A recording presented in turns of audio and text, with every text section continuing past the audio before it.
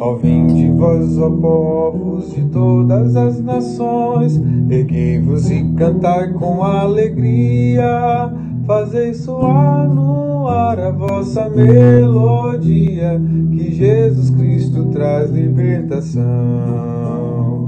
É tempo de esquecer a vil escravidão que em vós exercem homens ou ideias. É tempo de dizer que só Deus pode ser o único Senhor da humanidade. A verdade vos libertará, serei em Cristo verdadeiramente livres. Vinde todos, sim, ó vinde já, e celebrai com alegria nossa libertação. E vós os oprimidos, e vós os explorados, e vós os que viveis em agonia, e vós os cegos, coxos, vós cativos sois, sabeis que em breve vem um novo dia, um dia de justiça, um dia de verdade, um dia em que haverá na terra paz, em que será vencida a morte pela vida, e a escravidão enfim acabará. A verdade vos libertará, serei em Cristo verdadeiramente livres.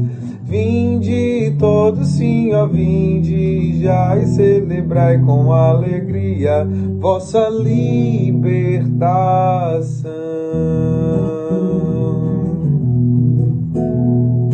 A verdade vos libertará, serei em Cristo verdadeiramente livres. Vinde todos, sim, ó vinde já, e celebrai com alegria nossa libertação.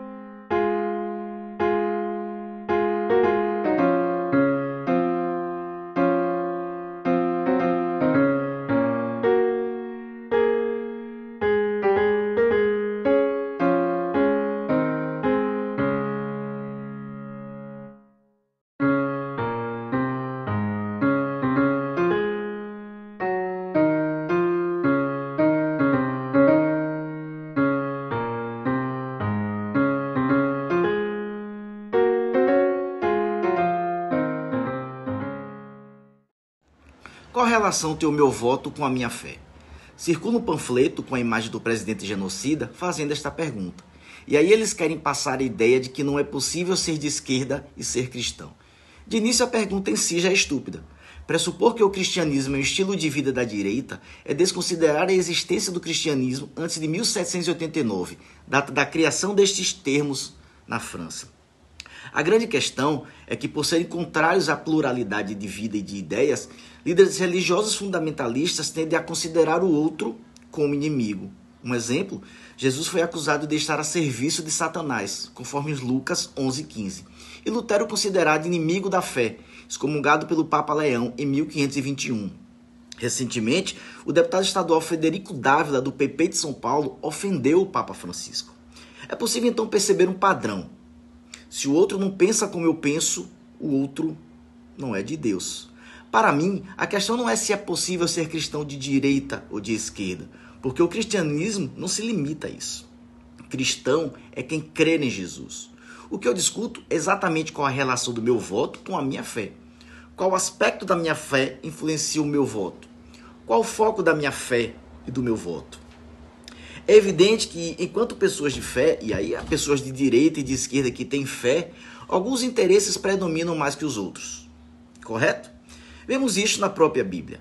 Em Romanos 14, a igreja estava rachada, porque uns defendiam que cristãos não poderiam comer determinados alimentos. Outros acham que isso era o que menos importava. Foi aí que no versículo 4, o apóstolo Paulo falou: quem és tu que julgas o servo alheio? E no versículo 5 finalizou: que cada um esteja seguro do seu próprio entendimento. E é assim hoje. Uns preferem dar ênfase a pautas moralistas, esse costume não é permitido.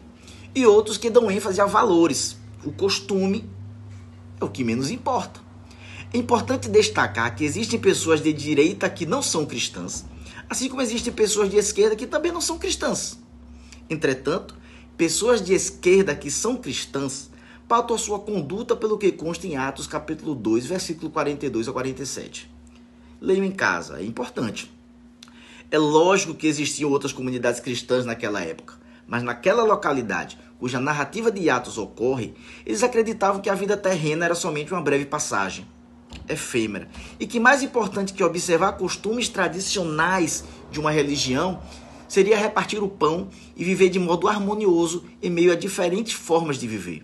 O texto diz que os que tinham demais vendiam as suas propriedades e bens, repartiam com todos, de modo que ninguém ficasse sem coisas essenciais para viver bem. Parece um discurso comunista, né? Mas não é não. É um discurso cristão, previsto naquilo que eu chamo de ata de fundação do cristianismo. O texto de Atos. A questão não é se existe cristianismo de esquerda ou cristianismo de direita. A questão é de perspectiva. Para você, o que incomoda mais? Saber que João dorme com José ou que João e José não vão ter o que comer hoje? Grande abraço.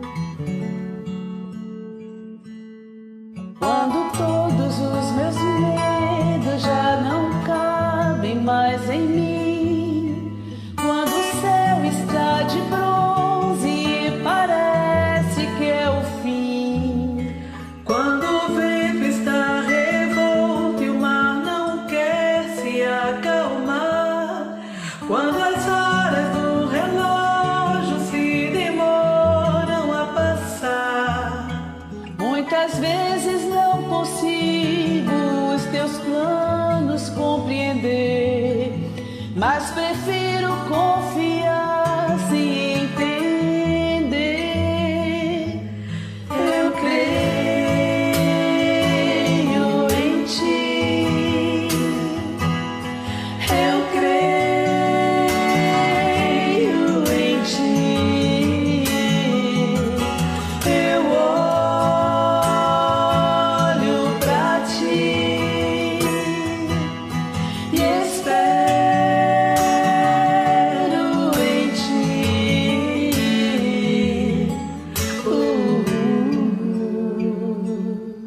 Quando você sente medo, do teu lado eu estou. E é bom que você saiba que eu sinto a sua dor. Nunca, nunca se esqueça que o mar possa acalmar e que eu tenho o tempo certo da vitória te entregar. Este tempo é necessário pra te amadurecer e depois tem novidade pra você. Eu cuido de ti, eu cuido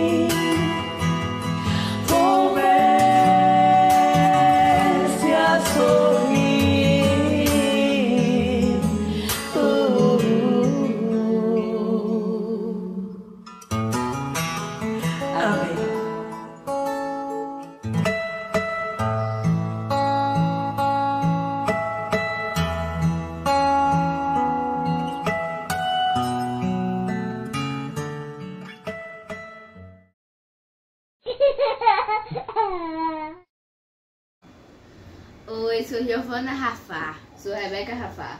Vamos apresentar Meu Crespo é de Rainha. A editora é Bell Hooks. Menininha do cabelo lindo e de cheiro doce, macio como algodão, pétala de flor ondulada e fofa, cheio de chamego e de aconchego. Uma tiara, uma coroa, combinando cabeça e cheia de estilo. Pode ser moicano por alto ou jogado para baixo, amarrado com um pompom cortado bem curtinho, ou livre, leve e solto, ao sabor do vento. Cabelo para pentear, cabelo para enfeitar, para enrolar e trançar ou deixar como está. Cabelo tão sedoso, tão gostoso de brincar. Cabeleireira que leva as tristezas para bem longe. Sentadinha de manhã, esperando as mãos carinhosas que escovavam ou trançando, para o dia que começar enrolado e animado. Pincharia assim, gosto dele bem assim. Cachinhos, crespinhos, birotes, coquinhos. Ou quem sabe com turbante, todas as meninas brincando livres. Feliz com o meu crespo. O meu crespo é de rainha. Feliz com o meu cabelo, firme e forte, com cachos que giram e o fio enfeito, mola se enrola, vira cambalhota. Menininha, você é uma gracinha, nosso crespo é de rainha.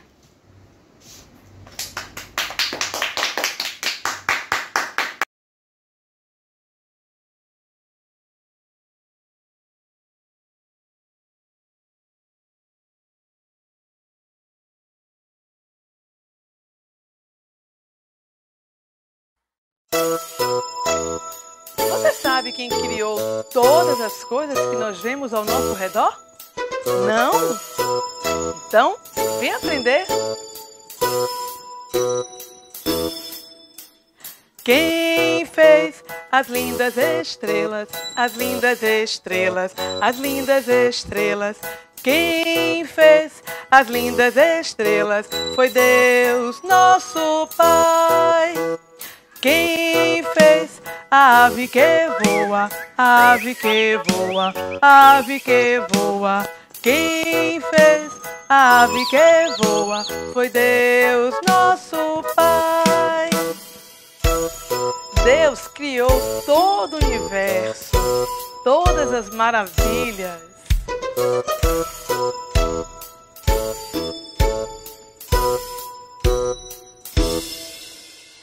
Quem fez o mar azul, o mar azul, o mar azul? Quem fez o mar azul foi Deus, nosso Pai. Quem fez você e eu, você e eu, você e eu? Quem fez você e eu foi Deus, nosso Pai. Agora a gente vai juntar as 4 coisas: as estrelas, as aves, o mar, você e eu. Vamos lá? Quem fez as lindas estrelas, a ave que voa, o mar azul? Quem fez você e eu foi Deus, nosso Pai. Deus, nosso Pai. Foi Deus, nosso Pai.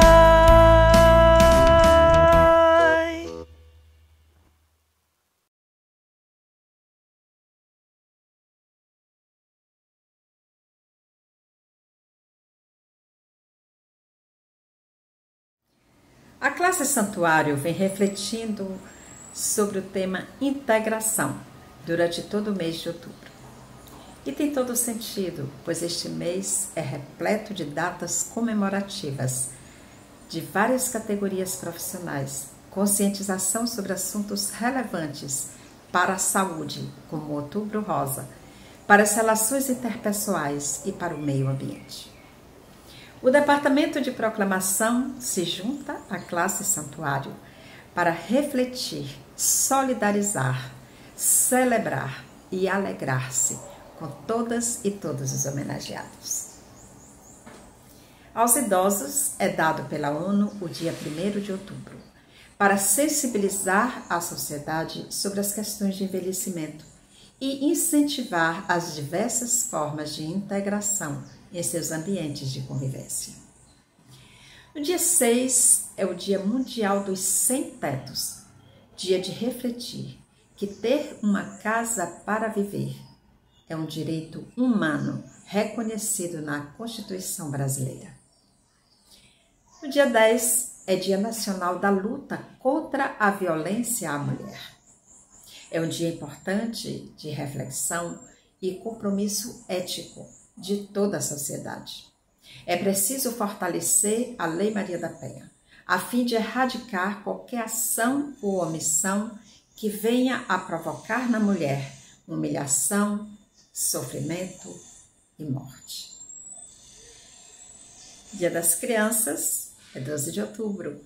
É uma forma de promover ações sobre o direito das crianças. Muito mais que um dia de dar presentes, a data visa conscientizar a sociedade acerca das necessidades reais das crianças, para que elas cresçam saudáveis, com acesso à escola, à saúde, ao lazer, à justiça social. Dia 13 é o Dia RDD, o Dia Internacional para a Redução de Desastres.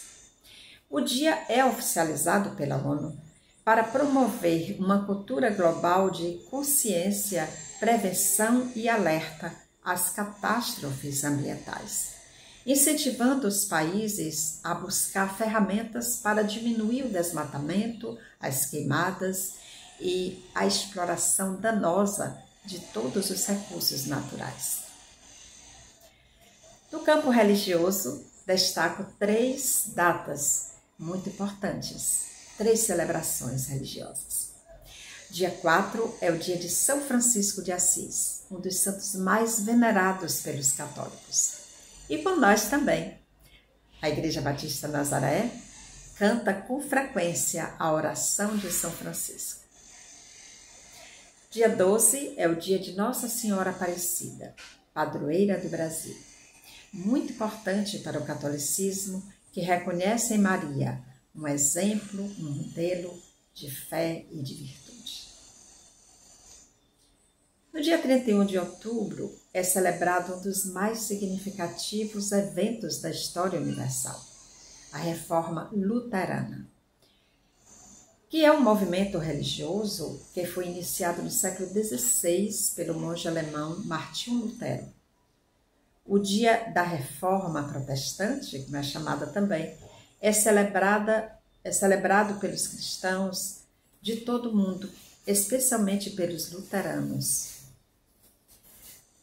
Com relação à categoria profissional, gostaria de destacar 3 datas comemorativas. No dia 13 de outubro é comemorado o Dia Nacional do Fisioterapeuta e do Terapeuta Ocupacional. A fisioterapia é uma área da saúde envolvida com o estudo, a prevenção e o tratamento de lesões do corpo humano, decorrentes de traumas e doenças adquiridas ou genéticas. O terapeuta ocupacional atua na recuperação de pacientes com limitações físicas e cognitivas, a fim de desenvolver aptidões e promover a integração social. O Dia do Professor tem sido comemorado no dia 15 de outubro. Mais do que parabéns, os professores e professoras merecem nosso olhar de reconhecimento e gratidão, mas, sobretudo, nossa cumplicidade nas lutas por direitos e respeito, pois são elas e eles que exercem um papel importante em nossa formação e promovem ações fundamentais de integração no meio social. E dia 18 de outubro é o dia dedicado às médicas e aos médicos. As comemorações têm origem cristã e foi escolhida em homenagem a São Lucas. Lucas é um dos 4 evangelistas do Novo Testamento. Ele não conviveu com Jesus Cristo, mas escreveu com base nos relatos de Maria, sua mãe, do apóstolo Paulo e de outros apóstolos. É no Evangelho de Lucas que podemos encontrar maior relevância e beleza nos milagres e curas realizadas por Jesus Cristo, pois ele imprime em suas narrativas o seu olhar sensível de um médico. Nós sabemos que a medicina caminha junto com a tecnologia e avanços científicos. Cada mudança que acontece na sociedade provoca impacto no exercício da medicina, pois surgem novas necessidades que exigem novas soluções. Nós vimos isto acontecer durante a pandemia do Covid-19. Os médicos têm uma clara missão de atuar em benefício da sociedade, minorando a dor e promovendo qualidade de vida enquanto vida houver. Com especial atenção às nossas irmãs médicas e médicos de nossa igreja, enviamos toda a nossa admiração e afeto. Todas essas datas que mencionei, algumas muito comemoradas, outras nem tanto, outras muito pouco divulgadas, e ainda outras que não mencionei aqui, seja como for, elas são importantes, porque produzem na população homenageada a consciência de classe, fortalecendo os laços nas lutas por melhores condições de trabalho, de valorização da categoria e integração na sociedade em que vivemos. Sigamos, pois, trilhando os caminhos da esperança.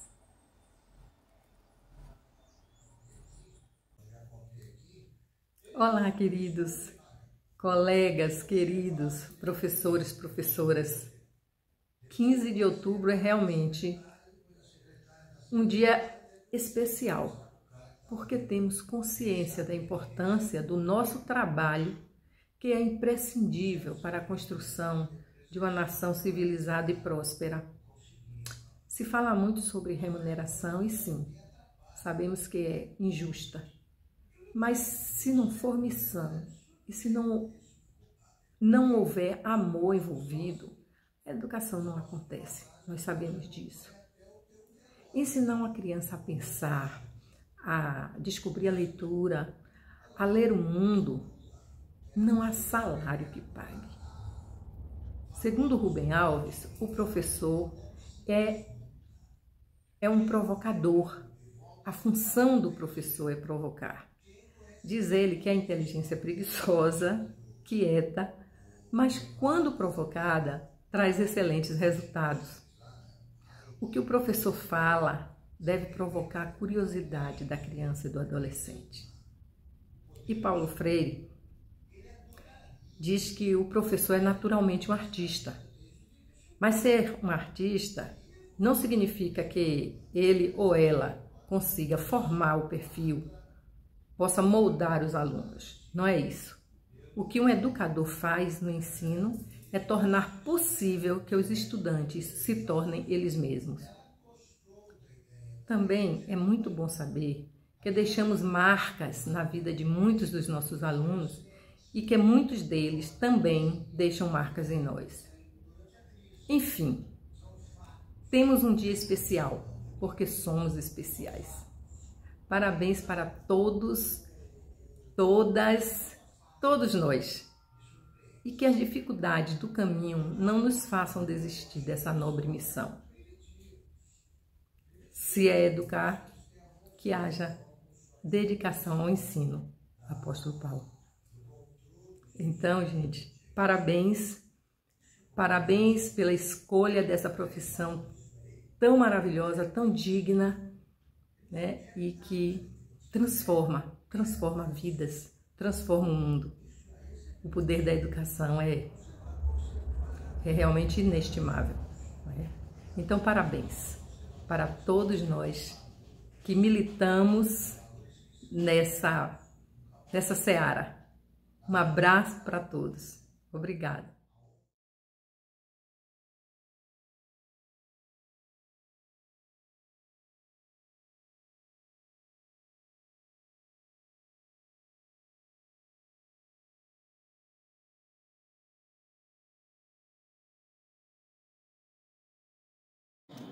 Dia 15 de outubro foi o Dia do Professor, Dia dos Professores e das Professoras. A data faz menção a um decreto de Dom Pedro I que organizava o ensino elementar. Tornou-se data comemorativa no Brasil durante o governo de João Goulart. Para homenagear quem é professor, recolho de Cora Coralina a afirmação: feliz daquele que transfere o que sabe e aprende o que ensina. Tomo também a conhecida frase de Guimarães Rosa: mestre não é quem sempre ensina, mas quem, de repente, aprende. Na carta aos professores, Paulo Freire diz: o aprendizado do ensinante, ao ensinar, se verifica à medida em que o ensinante humilde, aberto, se ache permanentemente disponível a repensar o pensado, rever-se em suas posições. Que dizer aos professores pela passagem do seu dia? Há muitas frases bonitas dedicadas ao professor pela passagem do seu dia. Educação é um dos mais lindos gestos de amor, capaz de transformar vidas e mudar o futuro. Ser professor é ser um condutor de almas e sonhos, é lapidar diamantes. Ser professor é ajudar a escrever a história do futuro. Ser professor é guiar e inspirar a busca pelo conhecimento. Outra frase celebra o professor e soa como um lembrete: ninguém é tão grande que não possa aprender, nem tão pequeno que não possa ensinar. A legislação brasileira diz que a educação infantil é a primeira etapa da educação básica. Ela estabelece as bases da personalidade humana, da inteligência, da vida emocional, da socialização. As primeiras experiências da vida são as que marcam mais profundamente a pessoa. Quando positivas, tendem a reforçar ao longo da vida as atitudes de autoconfiança, de cooperação, solidariedade, responsabilidade. As ciências que se debruçaram sobre a criança nos últimos 50 anos, investigando como se processa o seu desenvolvimento, coincidem em afirmar a importância dos primeiros anos de vida para o desenvolvimento e aprendizagem posteriores. E tem oferecido grande suporte para a educação formular seus propósitos e atuação a partir do nascimento. A pedagogia mesma vem acumulando considerável experiência e reflexão sobre sua prática nesse campo e definindo procedimentos mais adequados para oferecer às crianças interessantes, desafiantes e enriquecedoras oportunidades de desenvolvimento e aprendizagem. A educação infantil inaugura a educação da pessoa. Parabéns aos professores que descobrem que competência técnica e compromisso político são imprescindíveis para que eles ensinem, sobretudo, a ler, escrever, contar e fazer conta com os números. Parabéns, professores! Oi, gente querida. Eu quero começar agradecendo à classe do Santuário o convite, né, para ter essa pequena reflexão sobre o ecumenismo. E também quero dizer que estar na Igreja Batista de Nazaré é sempre muito agradável e é sempre um prazer enorme. Já disse várias vezes e vou repetir que me sinto em casa, né? E penso que o tema do ecumenismo é um tema oportuno, né? E a gente deveria realmente ter outros espaços para fazer um diálogo mais aprofundado sobre esse tema. Um tema que tem várias relações com as nossas experiências de fé no Brasil, né? Várias implicações teológicas e que está totalmente inserido no cotidiano de milhares de pessoas, né? E que também é um tema mal visto, maldito, dentro de uma perspectiva conservadora, que, embora esteja com muita evidência hoje, não nasceu aqui nem agora, né? A gente tem lembranças de quando eu era adolescente, por exemplo, que a gente tinha nas bibliotecas de nossas igrejas livros como A Cruz e o Punhal, Foge, Nick Foge, Torturados por Amor a Cristo, né? E a gente ouvia as pregações em que ecumenismo e comunismo andavam lado a lado. E como a gente vivia e vive em um sistema capitalista extremamente selvagem,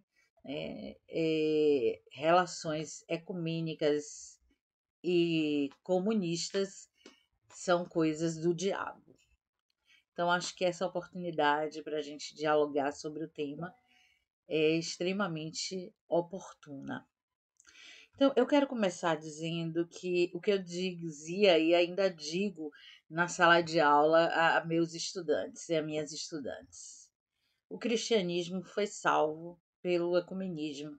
Eu diria mais, foi salvo pelo diálogo interreligioso, entendendo ecumenismo como uma palavra ampla. Então, vamos começar explicando que a palavra ecumenismo ela vem de oikomene, né? A ideia de uma casa comum, de um espaço comum, né?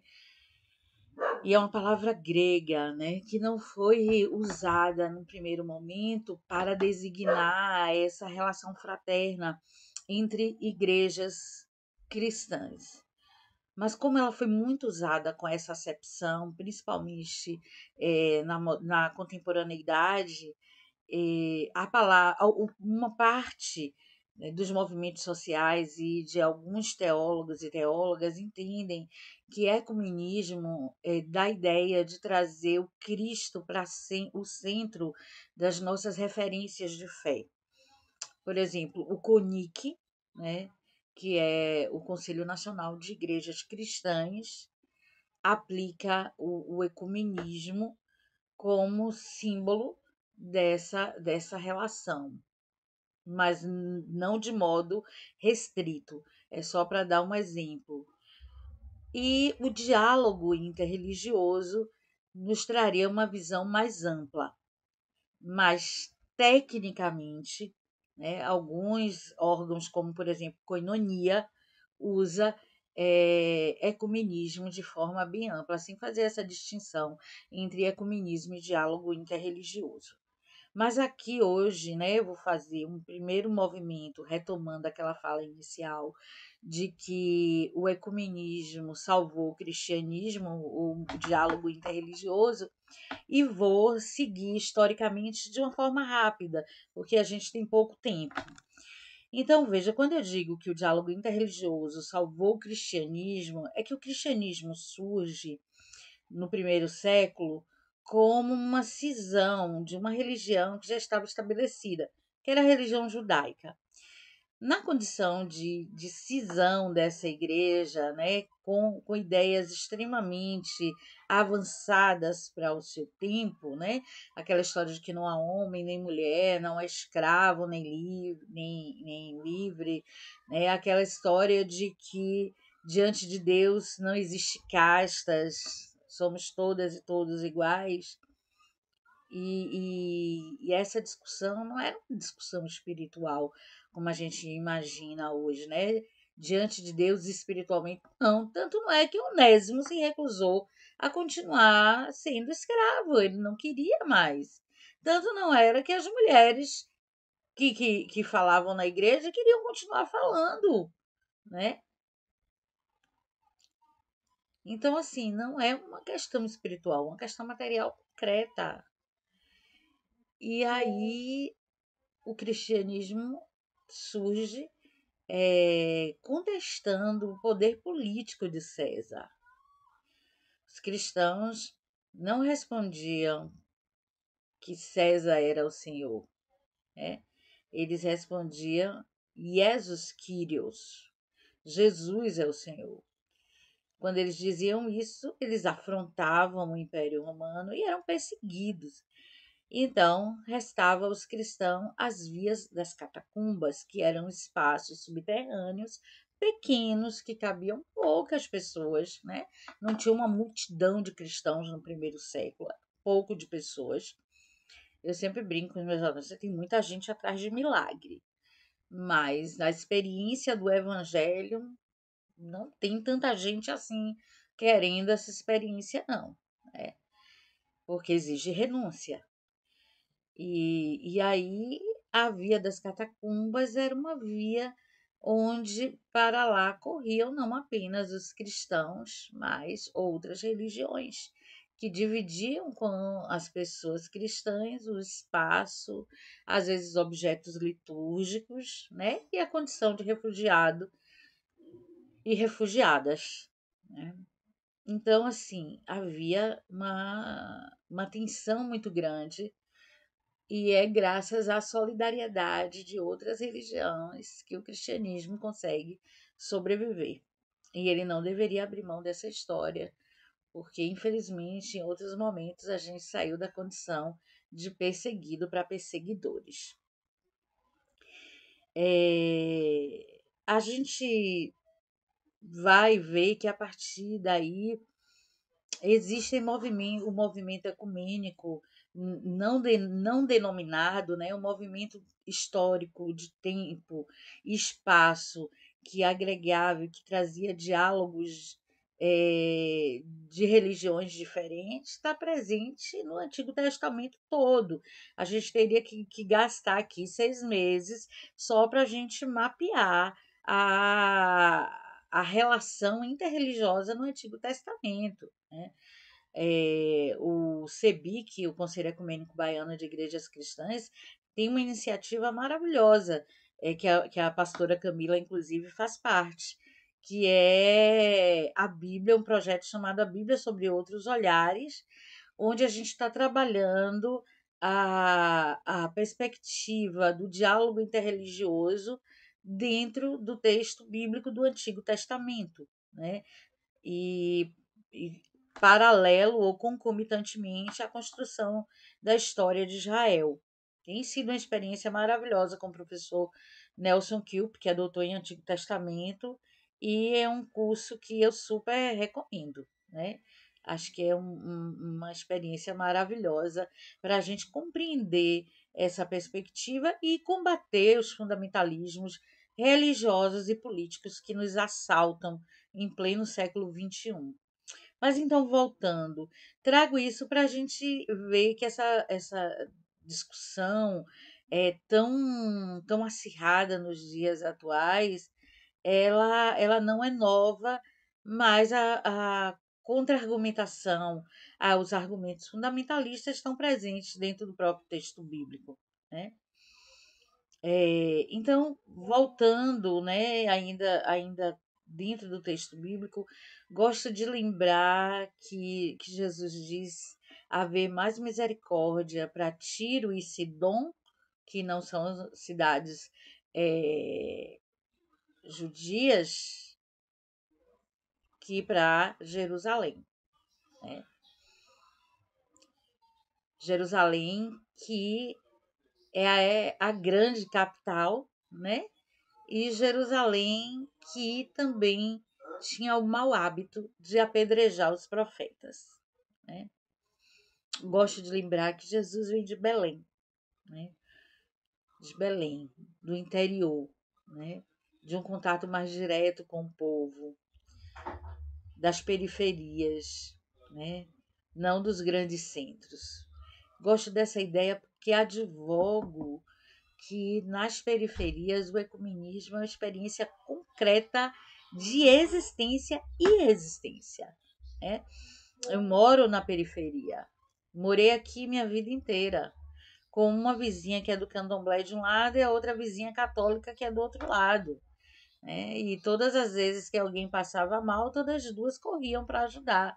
Toda vez que alguém passava mal na casa da minha outra vizinha, a gente ia lá, minha mãe ia lá, né? Então, assim, a condição é, social, a condição de classe se sobrepõe muitas vezes a esses preconceitos, né?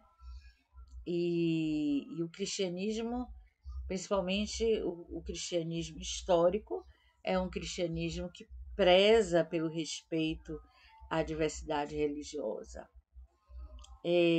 Poderíamos trazer detalhes do período da Idade Média, da Idade Moderna, né, da Idade Contemporânea. Gostaria, teria imenso prazer em fazer isso. É um tema que me fascina.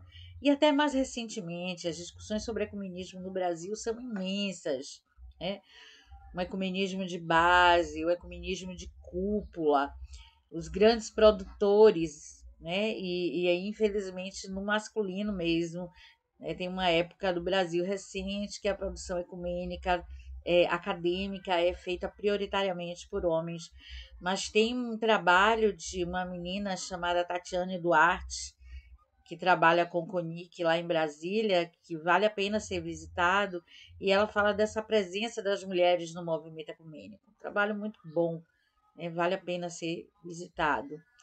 E aí a gente retoma essa discussão do ecumenismo mais recentemente para dizer que, para lembrar, na verdade, que a nossa relação ecumênica ela está muito influenciada pelo Conselho Mundial de Igrejas, que vai fazer um movimento concreto a partir do que foram as primeiras e Segunda Guerra Mundial. As primeiras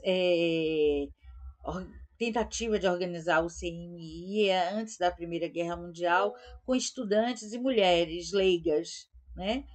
E eles fazem isso para tentar evitar a guerra. Eles não conseguem, mas se unem e ali começa a semente desse movimento mais forte que chega até a gente. E depois da Segunda Guerra Mundial, vocês vão lembrar que em 1948 a gente tem a Declaração Universal dos Direitos Humanos e junto, né, com a declaração, uma série de movimentos no mundo, como a instalação do Conselho Mundial de Igrejas Cristãs, com sede em Genebra. O Conselho Mundial de Igrejas Cristãs entende que o ecumenismo não é um movimento para dentro da igreja apenas, não é um movimento para a gente rezar juntos, é um ecumenismo de direitos, né? E atrelou sempre a pauta de direitos humanos. E essa pauta de direitos humanos vai nos tocar de forma muito forte no Brasil no momento da ditadura militar, né? No momento da ditadura militar, aproximadamente 50 anos atrás, é quando as igrejas têm um papel profético fantástico. E aí eu estou falando de igreja católica, de igreja protestante, já extremamente influenciada pela teologia da libertação, então por um movimento latino-americano que dá uma materialidade, né, para a nossa experiência de fé, a partir de uma opção preferencial pelas pessoas empobrecidas e marginalizadas. E aí, nesse contexto, a gente tem o surgimento do SEAS, né? Dos jesuítas, tem uma sede aqui em Salvador, ali na estrada de São Lázaro, do lado direito, né? Tem ainda a casa lá do SEAS. A gente tem a SESI, a Coordenadoria Ecumênica de Serviço, que é composta por igrejas cristãs né? Incluindo a Igreja Católica, então protestantes e católicas romanas e católica romana, e a SESI há 50 anos atua na defesa de direitos, né? E há 50 anos, porque eu estou arredondando, né? Ela faz 50 anos no ano que vem. Mas tem dado um testemunho fantástico de uma diaconia de direitos, né? Dialogando com os movimentos sociais, fortalecendo a nossa luta pela democracia no Brasil, dando voz e vez às nossas minorias sociais, mulheres, quilombolas, indígenas, né? Pautando a questão dos direitos ambientais. E esse trabalho todo é fruto do movimento ecumênico. A gente tem o CONIC, o Conselho Nacional de Igrejas Cristãs, que também tem dado um testemunho fantástico, que está fazendo 40 anos esse ano. A pastora Romy é uma mulher fantástica que está à frente desse movimento. Na SESI você tem Sônia, que é uma pastora presbiteriana, à frente do movimento ecumênico. Você tem a FLD, a Federação Luterana de Diaconia, pautando a questão do ecumenismo, dos direitos humanos, com uma outra pastora à frente, que é a Cibele Cruz. Tem a Renate, também a Jandira no Comim. Quero dizer que fico muito feliz e honrada, porque a área do ecumenismo atualmente tem sido uma área em que as mulheres têm perpetrado a experiência de gestar esses espaços com muita sensibilidade, com muita eficiência, e sem abrir mão desse testemunho profético que denuncia as atrocidades desse mundo, mas que anuncia um tempo oportuno, um tempo agradável, que nos coloca num chamado missionário diferenciado, que abre mão de um proselitismo para viver expressamente a expressão de comunhão e de fé, né?